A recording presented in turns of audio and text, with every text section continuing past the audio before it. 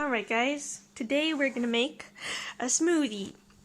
So this is a really super easy snack to make. It takes like a couple minutes. And basically all you need are frozen fruit, and if you want you can add baby spinach.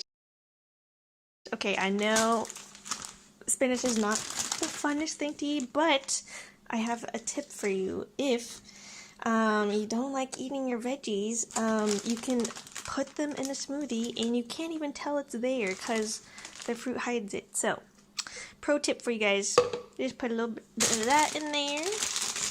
I'm gonna put that there. And then, let's see, so I kind of cover about like, a third of this. Then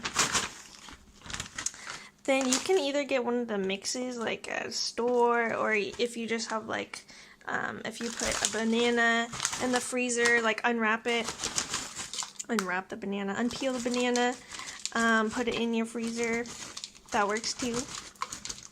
Okay. 1 hour later. Get in there. Like, okay. And then I'm gonna add some pineapple chunks as well. I'm just gonna stick my hands in here.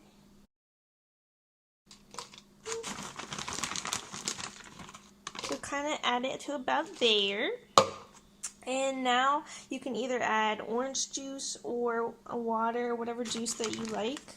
I normally just add water. Okay, so once you add your water, it should look like this. Make sure you screw it on tightly because you don't want it to come flying all over the place. And now we're going to put it in the blender.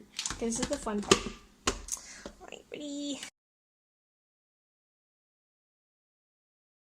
So, when this happens, that means that you haven't put enough juice in. Okay, let me go put some more water.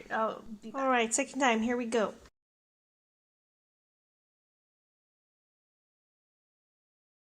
Alright, get it all nice and mixed up. And, okie dokie. And now you're almost done. All you gotta do, stick a straw in it, and enjoy. Alright folks, there you have it.